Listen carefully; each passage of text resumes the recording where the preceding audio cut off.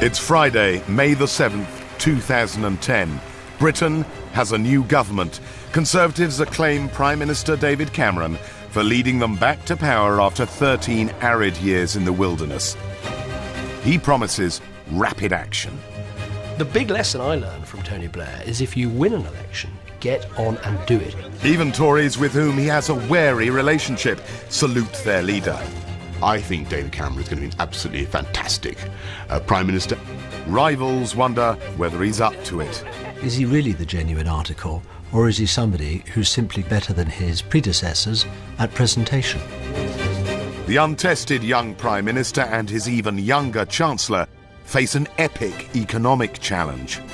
Well, we will have a budget within 50 days. They're going to have the biggest peacetime deficit in our entire recorded history. He inherits a war in Afghanistan and will have to avoid one over Europe, the issue that destroyed the last two Tory Prime Ministers. It's a landmine waiting to explode. Who is David Cameron? Who is George Osborne? We have no idea. How did the Tories reach the threshold of power? Are they ready for office? And what would they do with it? Tonight, David Cameron uncovered by the man himself, his senior team, fans and sceptics, friends and rivals.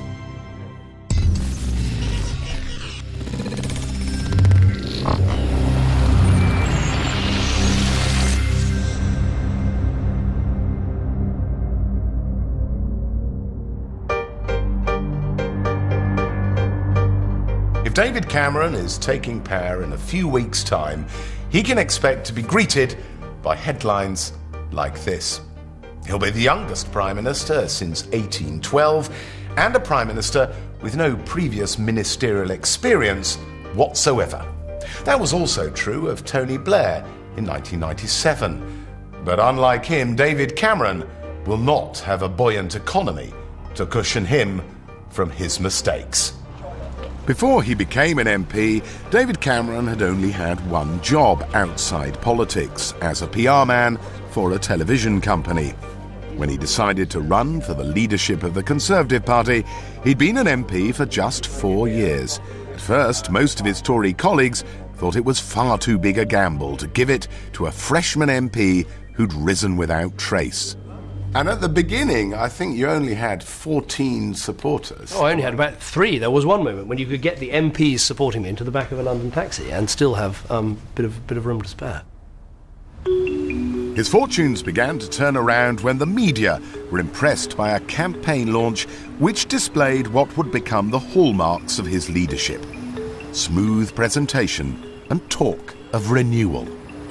We trooped off, we lobby correspondents, political editors, to David Cameron's launch. They were serving fruit smoothies, which were just freshly handed out to the journalists as we walked in. And you got an immediate public relations sense of fresh and new and energetic. Change was on the agenda. You've got the famous T-shirts, I love DC, change to win. You know, people now say David Cameron's stolen the word change from Barack Obama. Well, in 2005, the T-shirt said change to win. The Conservative Party was quite traumatised after the 2005 election because we'd lost in 97, lost in 2001, lost in 2005. And people were thinking, how do we get out of this? What is wrong? What needs to change? Real change isn't just about policies or presentation or organisation or even, dare I say it, having a young, vigorous, energetic leader. Although, come to think of it, it's not such a bad idea. He saw himself as a brand manager who would rescue a traditional but tainted product. His first ambition was to detoxify the Tories, to stop voters seeing them as a selfish, narrow, nasty party. One way of doing that was to make them look more like multi-ethnic Britain. My more middle-class friends from university, etc., they're the ones who have much more of a problem with it. They talk much more about the 80s. They basically say we can't vote Conservative because they're evil. I certainly sensed the hostility that was on the streets about what people felt about the Conservative Party. And for a while, it wasn't very fashionable to be Conservative.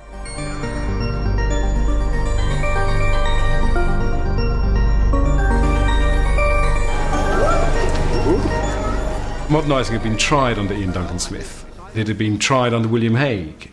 and it had been tried under Michael Howard. But until you've got the chicken in place who understands the modernising agenda, you're not going to lay the modernising egg.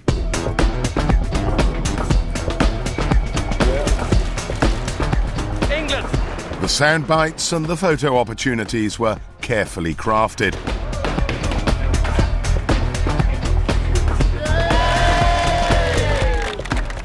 He might be the old Etonian son of a stockbroker married to the daughter of a baronet, but his projection was as a regular family guy.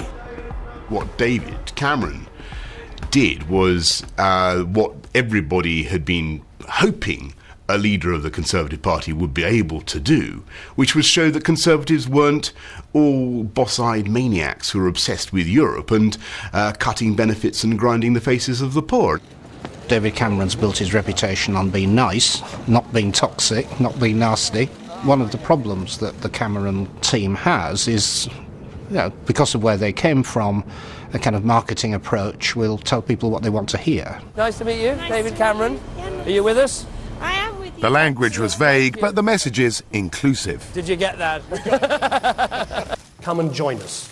In this modern, compassionate Conservative Party, everyone is invited. Even them. In one attention-catching attempt to shift public perception of the Conservatives, he made a speech advocating more love and understanding for feral youths. For some, the hoodie represents all that's wrong about youth culture in Britain today. But for me, adult society's response to the hoodie shows how far we are from finding the long-term answers to putting things right. If the police stand for sanctions and penalties, you should stand for help and love. This was the first time that David Cameron misjudged the effect of a message. It was all over the papers for weeks. Cameron says, let's hug hoodies. I think perhaps David himself felt that the speech had been so badly caricatured that it hadn't helped us look like we were modern and sensible, but it maybe made us look silly. Then they felt scared.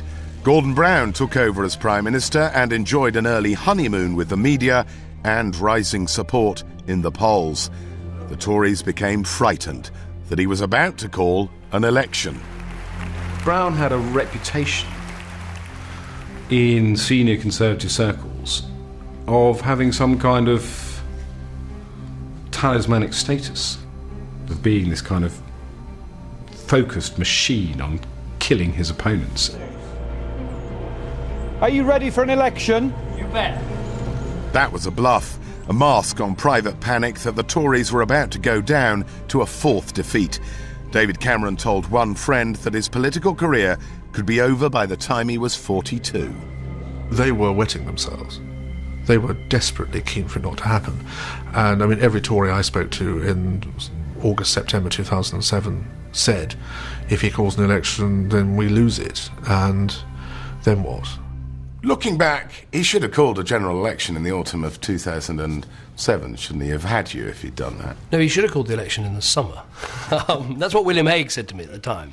I thought Gordon Brown would call an election. In fact, it was one of the most surprising things in my 21 years in Parliament that he didn't call the election. Not in October when the speculation reached its height, but at the beginning of September 2007. That was the time. Ladies and gentlemen, David Cameron. David Cameron concealed his nerves with a virtuoso display of confidence. The former spin doctor made himself look unspun by speaking to his party conference for more than 60 minutes without a text. Look, Mum, no auto cue. I remember before going on the stage sort of thinking, this could go spectacularly wrong. And I haven't got a script. I've just got a few notes. So it might be a bit messy, but it will be me. It was an impressive feat, but politicians don't achieve that level of spontaneity without a lot of rehearsal. I had a rough order. It wasn't, a sort of memory man, let's kind of remember 4,000 words. I couldn't do that, even if I wanted to. It was high wire stuff for him. So I think it was a remarkable ability to memorise a speech, but also just to go out there in that very naked way and put everything on the line like that, because if he'd fluffed it, that would have been it. 8 brown bottles sitting on a wall. 8 brown bottles. David Cameron won the game of election bluff. Gordon Brown, disastrously for his reputation, bottled going to the country. We were on an election footing. That was absolutely clear. People were being told what they were going to be doing during the election. And I think that from the minute he bottled it, we thought, this is now game on again. Ever since, the Conservatives have been ahead of Labour in the polls. Yet they've been gripped by fear of looking as though they were taking victory for granted. At their most recent party conference, Tories were forbidden from celebrating with their traditional beverage. I think central office are wound as tight as a drum. They made it quite clear, conference is not a jolly, it's work. If you misbehave, we will have harsh words with you. A headline of, 2 toffee-nosed people, sipping out of champagne flutes is not useful. We were told in no uncertain terms, do not run around acting a fool at conference, you will be dealt with. What I said was, I don't want, given we've got an enormous economic crisis, I just didn't want people to be lounging about in the hotel, quaffing champagnes, because after all, that's what the press is for. On a permanent campaign footing, the Conservatives have tried to exploit the electioneering potential of the internet. Hello, chums. Welcome to the Summertime Special War Room Briefing. Now, you might reasonably have expected me to be somewhere on a Lilo, enjoying an ice cream, with my Kiss Me Quick hat placed at a jaunty handle. However, there's lots of work to be done, and I, like all our chums here at Central Office, are doing some necessary preparation work for the general election. David Cameron has high media skills, not a talent to be underrated in modern politics. Even his Labour opponents acknowledge that, but they question whether that is all he has. He feels television. He's at home on television. Very important for a politician, but a necessary but insufficient qualification to be Prime Minister. There's a broadband TV channel dedicated to the Tory leader, Web Cameron. Its camera crew follows him from his kitchen to Baghdad. Here we are in Baghdad. We're underneath the famous monument, which you'll see in a minute, built by Saddam. I suppose now it's a monument to tyranny. Anyway, William, some impressions. What have we found in 2 days? Extremely difficult security situation here in Baghdad. The Conservatives have placed all their chips on their leader, not least because they know he's more popular than the party behind him. It's his face, touched up and blown up, that stares out of their campaign billboards. He's the solo star of many of their party political broadcasts. To many people, the Conservative Party seems to be no longer a party, but a cult of personalities, almost North Korean Kim Jong-il Cameron. Actually, one of the things I'm proudest of over the last 4 years is building a really strong team. Why do we never see them? Why is it all me? David Cameron, David Cameron. It isn't. On the one hand, it is very difficult to get your message across. The TV and the others won't listen unless it's the leader of the party putting forward the message. They won't carry the story. And yet then they turn around and say, it's all a bit of a one-man band. I mean, you can't win. A small group around the leader make all the critical decisions.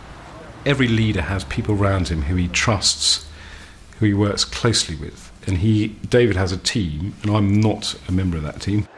He's far from the only one who's not on the team. Let's go and have a meeting. Lots of members of the shadow cabinet feel excluded from the inner circle, and most of them are grown up enough to accept it. And most of them are grown up enough to want to get into that inner circle, may never, but might try. Do you actually make decisions in the shadow cabinet? Not a lot. You keep the cabinet informed, and the things that come to cabinet and you discuss are things that just need to be resolved at that level. Who would you name as the most sort of important and influential people around David Cameron? Ed Llewellyn, his private secretary, Steve Hilton, his head of strategy. They're both old friends of his. Steve Hilton, a former advertising executive, was godfather to Cameron's son Ivan. He's been a key influence in convincing Cameron to move to the centre. Steve's involved in the party machine, and he oversees communications and strategy and so on, along with Andy Coulson, who's the head of media. Andy Coulson, a former editor of the News of the World, was recruited to give the Tories a harder edge with the right-wing tabloids. Andy Coulson, who's the Director of Communications, is an extremely important part of all this. He's the grit in quite a nice oyster, and he's a former editor of the News of the World and colleague of mine at The Sun, and, sees himself quite rightly as a proud Essex boy, so quite a way away from the privileged walls of Eton, if you like. Head of Strategy Steve Hilton reflects light onto David Cameron. A small band of men dedicated to reinventing a party and putting it back in power through the image of a young and telegenic leader. This sounds familiar. The conclusions I reached about Mr. Cameron was that he had studied the New Labour handbook very, very assiduously.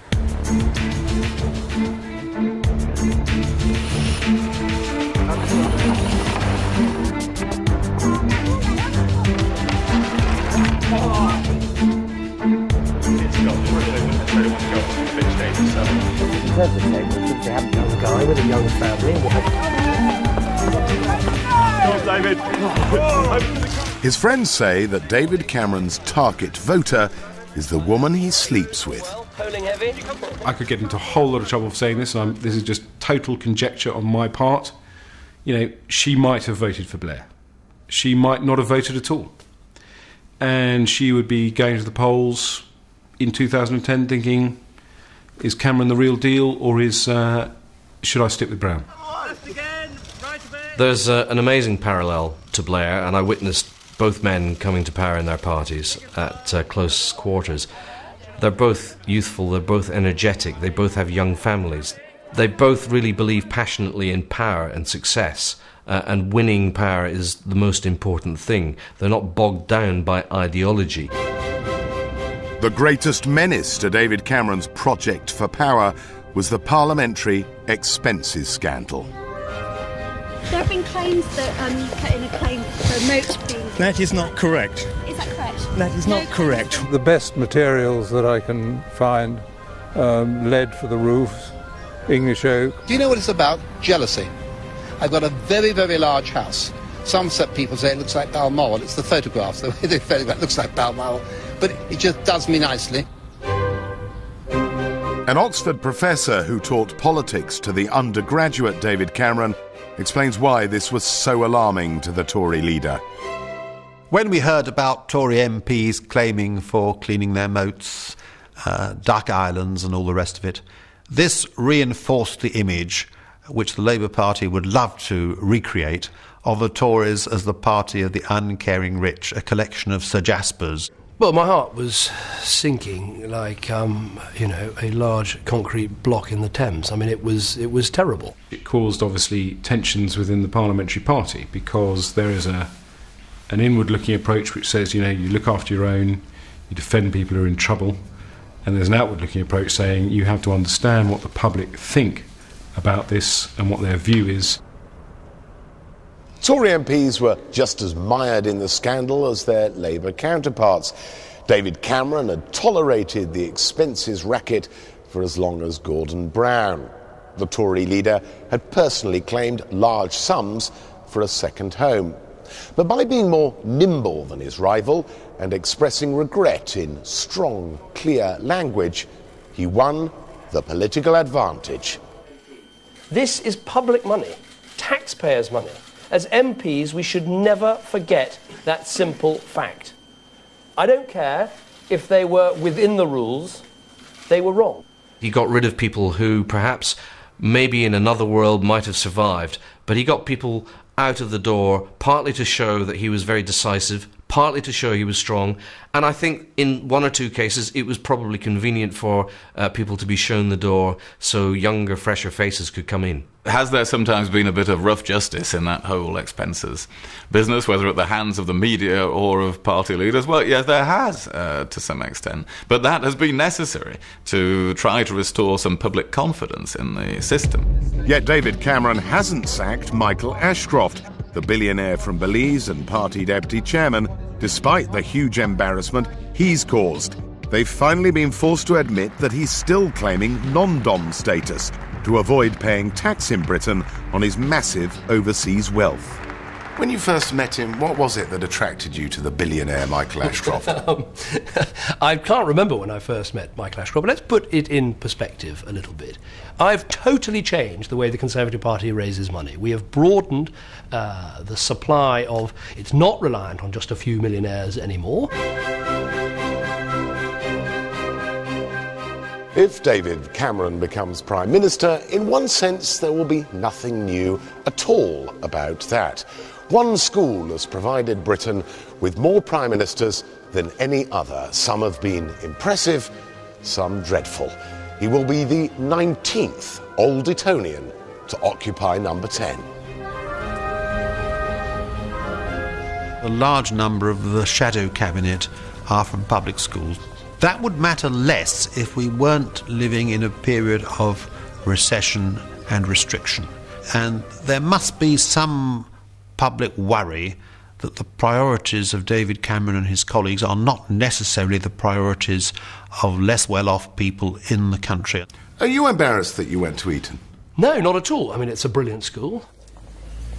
I don't think it matters that David Cameron is an Old Etonian. After all, he didn't decide to send himself to that school. His parents made that choice. But ever since then, he's been making his own choices. He chose to become a member of the Bullingdon Club at Oxford, which was hardly well known for its sort of sense of social responsibility and concern about the wider welfare of the country or the world. The point made by Peter Mandelson in Peter's normal feline way is that David Cameron can't be blamed for going to Eton. After all, that was his parents' choice. But he did make the choice to join the Bullingdon Club. Well, Peter Mandelson, I think, joined the Young Communists when he was at university and went to Cuba to listen to Fidel Castro. And I think that Peter can recognise that the fact that David joined some silly undergraduate club is just typical of the sorts of things we all do when we're letting off steam at university. David Cameron has been a broadly accomplished leader of the opposition. After 3 election defeats, he has brought the Tories back to the threshold of power. But if he crosses it, the challenges will be awesome. The getting there will be easy compared with the being there.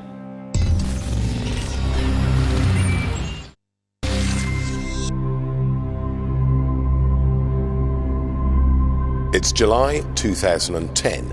Within weeks of moving into the Treasury, George Osborne announces an emergency budget. This begins the most severe spending squeeze since 1945. He and Prime Minister David Cameron blame it on the appalling inheritance from Labour. The budget deficit is a clear and present danger to Britain.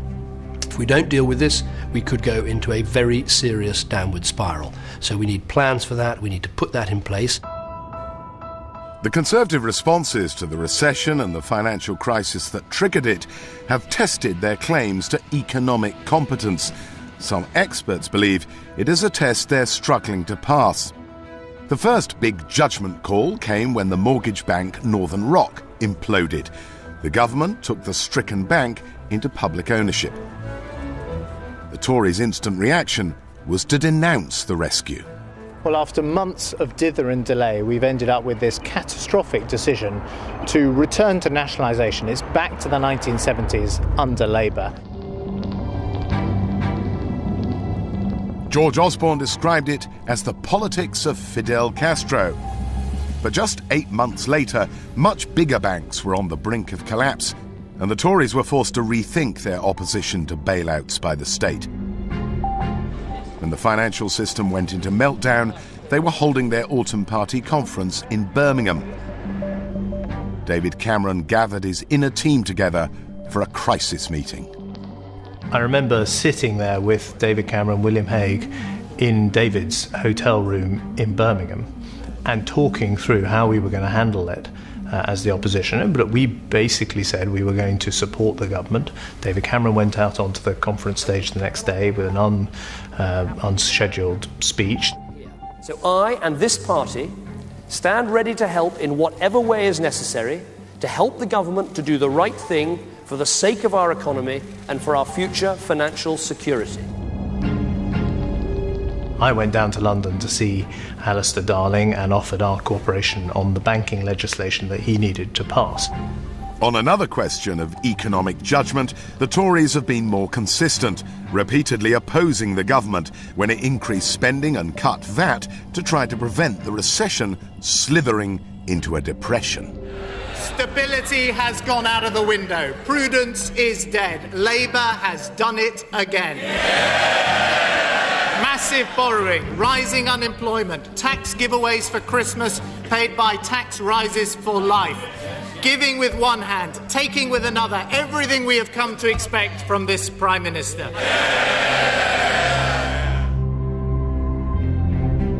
The Conservatives have concentrated their attack on the size of the government deficit, suggesting they'd cut faster and deeper than Labour. The Prime Minister told Parliament week after week that the choice was now investment versus cuts. But the public realised that the choice wasn't cuts versus investment. It was reality versus fantasy, prudence versus profligacy, truth versus lies. Well, I think it's basically right that there is going to be a severe period of retrenchment in public spending. I think all three major parties understand and accept that. I think the problem is it's got to be approached sensibly, not on the basis of political dogma.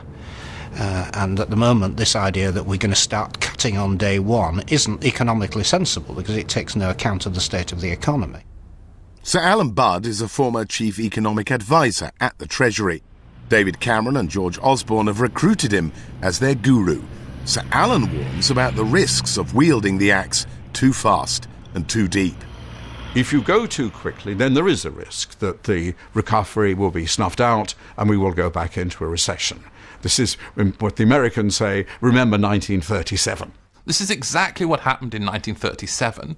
This is the Great Depression. And what happens is that you think everything's fine and you tighten too soon. Any attempt to cut public spending anytime soon certainly has the great likelihood it will generate a double dip. For a while, the Tories made a boast about how fiercely they were going to cut spending. They told the country to prepare for an age of austerity. But then their position in the polls began to weaken. The message was not playing well with swing voters. Very few governments around the world have ever won an election based upon a budget of austerity. If you're going to put a message of austerity, people are going to realise that there's going to be unemployment. And not just unemployment in general, particularly unemployment of young people. Worried by those weakening polls, during a visit to the Davos summit, David Cameron dramatically softened his tone. Suddenly, or so it seemed, Tory cuts were not going to be so draconian after all. Isn't the truth that you all got a bit panicked? You talked about age of austerity. Suddenly, the polls didn't look so good. You, certainly David Cameron, got into a panic and went out and said, oh, no, there won't. The George was exaggerating maybe a bit when he talked about these drastic cuts that were coming. This is complete rubbish. I mean, how else do you explain this difference and contradiction of messages? Well, first of all, we have not changed the policy. The pay freeze, when does that start? In 2011. The reduction in the size of Whitehall over a parliament, because that's how long it takes to achieve some of these changes in government. In other words, there is, the things don't all happen the day after a general election, and that was clear from my conference speech, and it's clear now. We've been arguing not that you solve the budget deficit in 1 year miraculously in 2010 or 2011, but you've got to make a start in 2010. The government are not proposing to make a start at all. The danger of inaction is far, far greater. I mean, if we don't take steps to deal with the deficit, that's when we could see interest rates go up, mortgage rates go up, and not just a double dip, but actually a downward spiral. David Cameron and George Osborne are old friends who've been the closest of collaborators in steering the Tory party towards victory. He's brilliant. And government, it's inevitable that there will be the most acute tensions in their relationship. Most prime ministers fall out with their chancellors sooner or later. That friendship is likely to be tested to breaking point. You and David Cameron are famously good friends. How are you going to stop your relationship going the same way as that between Tony Blair and Gordon Brown? First of all, I'm not sure that Tony Blair and Gordon Brown ever fundamentally liked each other. I mean, they were political allies, whereas David and I are good personal friends. Second, Gordon Brown wanted to be the party leader. I didn't want to be the party leader. I wanted David Cameron to be the party leader. George Osborne will have an eye, no doubt, on his own political future, and to that extent, they will be rivals as well as colleagues. The San Andreas fault of British politics runs right between number 10 and number 11. That is where governments fracture. The most common causes of earthquakes in Downing Street are tax and spending. The Conservatives are committed to massive reductions to the budgets of the police, education and transport. It's surely not credible that this can be achieved without hurting frontline services. I don't accept that. The whole Conservative argument, the whole modern Conservative argument, is that you need structural reform to public services to increase their productivity so we get more for less. So I think you can improve the way these services are delivered and live within our means as a country. These are not incompatible things. And when it's suggested, as it is sometimes by politicians, that you can have the public spending reductions being envisaged and not in any way affect frontline services, is that believable? I don't think it's believable. It's clear that frontline services are going to be in for a very mean, lean time. That the freeze on public sector pay, which, if it's fair, I think has got to be more or less without exemptions and exceptions, could well last quite a long time, either as a freeze or as years of great restraint. If you look at the overall budget of the Department of Children, Schools and Families, it is clear that you can reduce the budget of that department without affecting frontline services, and crucially, you can reduce the budget of that department without affecting the money that goes to schools. You can't keep the same level of services publicly funded as are currently running. It's easy to say you get rid of waste. Everybody will get rid of waste. But in the end, people notice that there aren't the services they previously had. Two departments have been given an exemption from cuts: overseas aid and health. These promises are designed to allay public anxieties about the Tories. But a man who has run the Treasury says this can only mean even deeper spending cuts elsewhere. How far can you really exempt a service even as big as the health service? What do you do about the costs of the criminal justice system, police, prisons, etc.?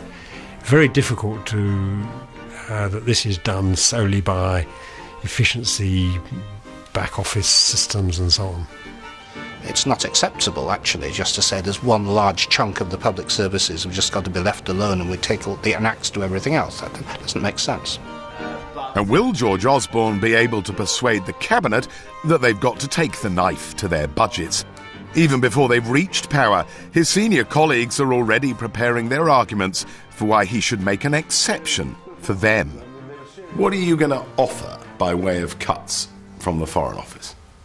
Funnily enough, the Foreign Office has already had a huge cut because of the incompetence of current Foreign Office ministers who agreed to the exchange rate risk being taken by the Foreign Office, not by the Treasury. And the result of that, since the exchange rate then fell off a cliff, was that they've already had a cut of about 15% in the Foreign Office. Are you saying there'll be no further cuts to the Foreign Office budget? No, I'm not saying that because I don't know until I get there and examine it what inefficiencies may still remain. But I would say you can take this as an early bid in these in any such spending negotiations. The Foreign Office, unfortunately for our diplomatic effort overseas, has already had a pretty swingeing reduction. And the man who wants to be Defence Secretary is equally resistant to cuts in his budget. One of the problems that's unique to the defence budget is that we don't know what the commitments are within that budget. We don't know in equipment programmes, for example, where penalty clauses exist and what we're committed to unavoidably. So really until we get into office, we'll not have a very clear view of that budget. A former Conservative Chancellor, now on David Cameron's top team, says they will have to move quickly before spending ministers are captured by their civil servants. I have been through more public spending rounds than most people have had hot dinners. New ministers are keenly supporting what they've just been elected on, and they haven't been nobbled by their departments yet. There's a certain human nature in it. George Osborne has devised a new weapon. It will, he hopes, address cabinet resistance and public mistrust. He plans to set up an invigilator, the Office for Budget Responsibility. At its head will be Sir Alan Budd. The idea for the Office for Budget Responsibility, as far as I am aware, is George Osborne's. The question of bringing down the deficit is, of course, up to the government. It won't be up to this office. But what they're doing is watching what the government is up to, what it's saying the figures are. If the Office of Budget Responsibility were to take a view the Chancellor or the government as a whole were behaving recklessly, what sanction would you have? I don't think there will be a sanction. What there will be is the extreme embarrassment to the Chancellor. You'll know that this office is a success when the Conservative government, if it's elected, wishes it had never set it up. I mean, it's only the power to embarrass you by saying, I don't believe the Treasury's projections. I mean, he won't actually have any other power to rein you in, will he? No, he'll have... You misunderstand the importance of the Office for Budget Responsibility. The Office for Budget Responsibility will produce the borrowing forecast for the country, the growth forecast. There won't be the Chancellor's forecast. There won't be the Chancellor fiddling the forecasts to fit his plans. It'll be this independent body telling the whole of Britain what the state of our national accounts are. Not only will there be deep cuts to spending, two distinguished advisers to the Tories believe that a Conservative government will find it near impossible to avoid putting up taxes too.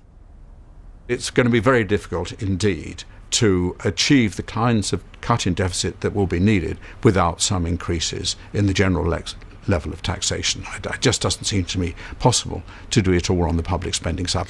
I'd be very surprised if both blades of the scissors aren't working extremely hard. So taxes will have to go up as well? Almost certainly. Many experts think, such is the state of the public finances, you'll not only have to cut spending, you'll have to put up taxes. They're right, aren't they? Well, we've never ruled out tax rises. The day I took this job in 2005, I didn't rule out tax rises, and indeed the very first economic speech that David Cameron gave as party leader, he didn't rule out tax rises. The Tories are instinctively a low-tax party. It will be very uncomfortable for them to jack taxes up. The Tory who runs London is already protesting. It cannot be right that we try to compete with other big, powerful trading nations with a top rate of tax significantly higher than theirs. We need to remember the importance of attracting wealth creators to London. The testosterone-fueled, risk-addicted, bonus-hungry, there they are. That's absolutely right. But the tax that they generated, as private equity and hedge funds, is enough to pay for 200,000 nurses, or 165,000 teachers, or the entire Olympic budget. For the first year, perhaps two, of a Cameron government, he and George Osborne may be able to blame spending cuts and tax rises on the deficit bequeathed to them by Labour. If the Tory remedy is effective, then the country may be thankful. But if the Tory medicine doesn't work, worse, if it puts the economy back into intensive care, then they take the risk that they will rapidly become one of the most unpopular governments of all time.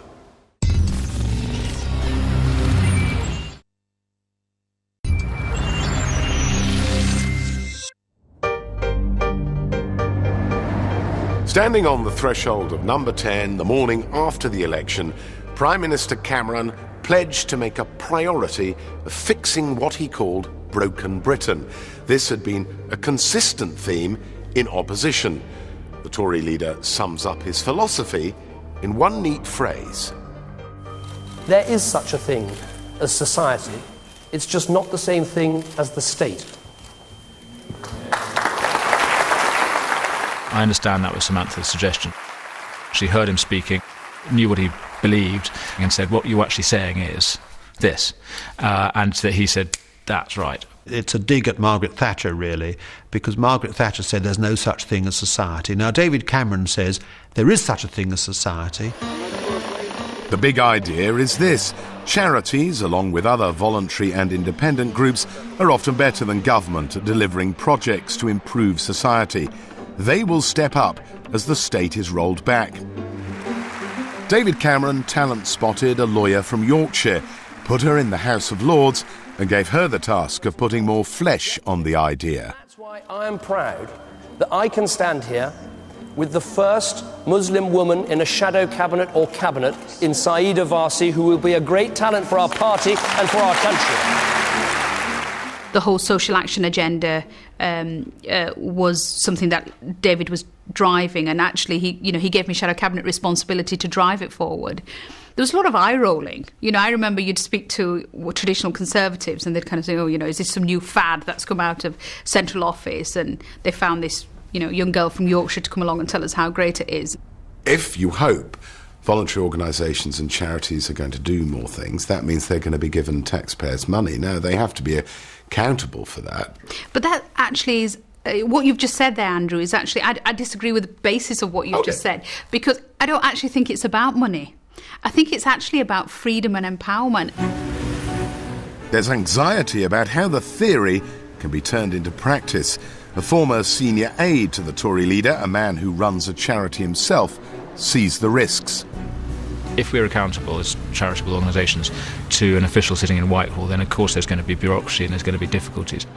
The danger is that all we'll do is nationalise the charitable sector rather than actually handing over power and control to it. Some of what government's done has actually taken responsibility away from people. So you combine that, a moral problem if you like, with the current cash crisis problem we have of the massive deficit. And I think it is a good time to argue that what we need so much in the future is not the big state, but the big society. His former tutor has grave doubts. Now, when you unpack it, what does that mean? Does it mean if you're unemployed, the Salvation Army will be looking after you? Of course not. This is the philosophy of the 19th century, and we brought the state in precisely because it wasn't adequate.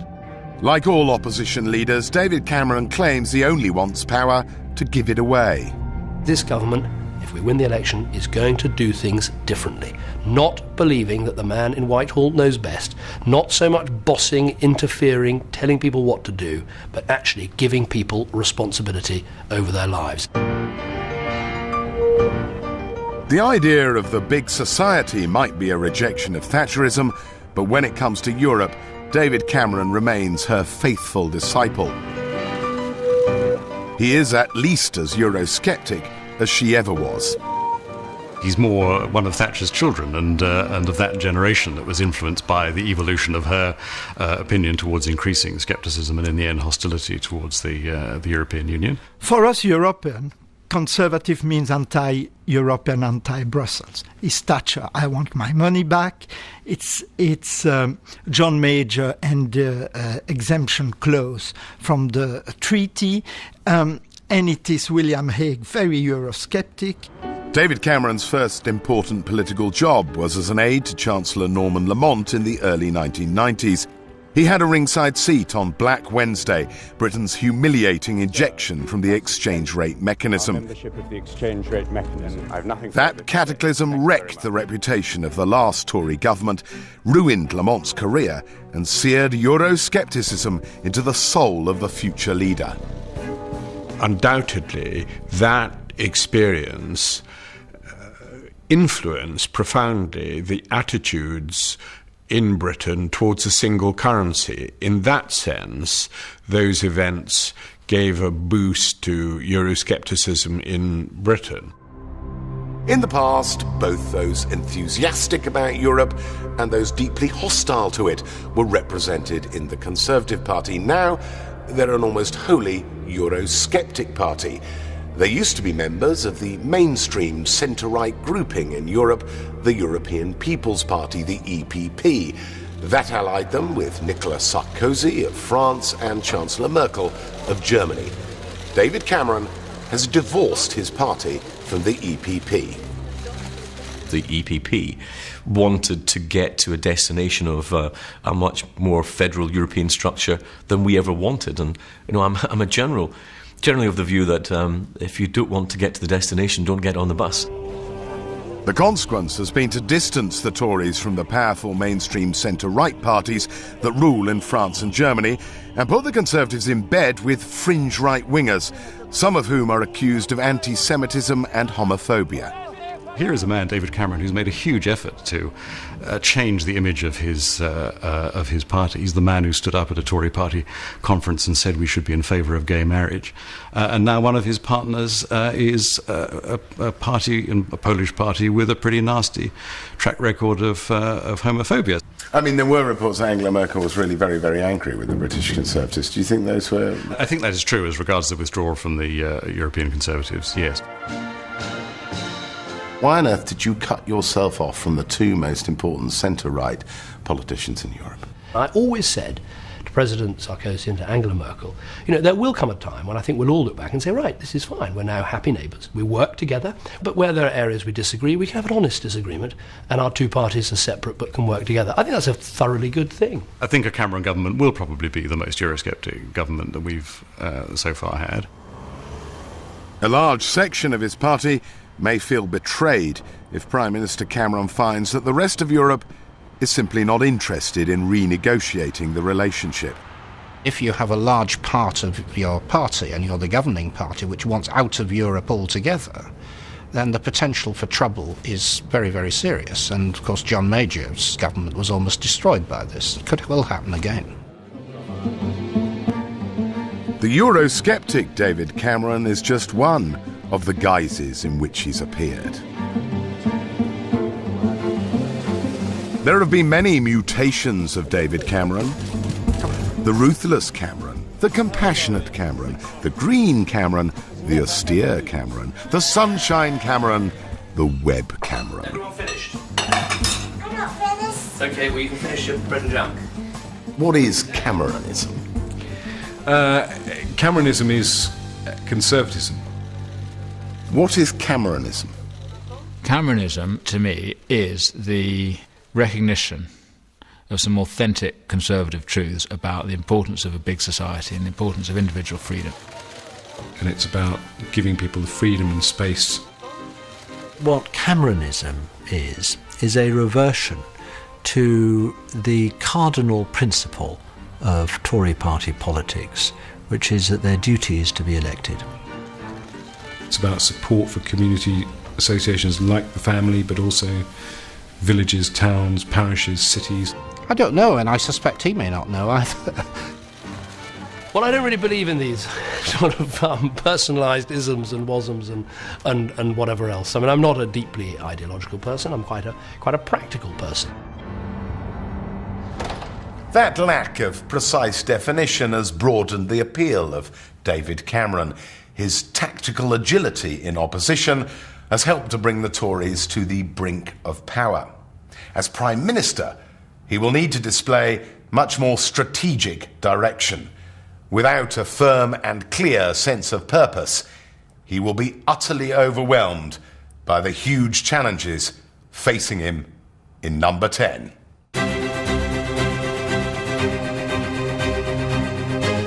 Tomorrow night from 8 on Channel 4. Sleep deprivation is the problem. Joe Frost, the solution. Extreme parental guidance. Next tonight, a secret millionaire who's in store for a massive reality check.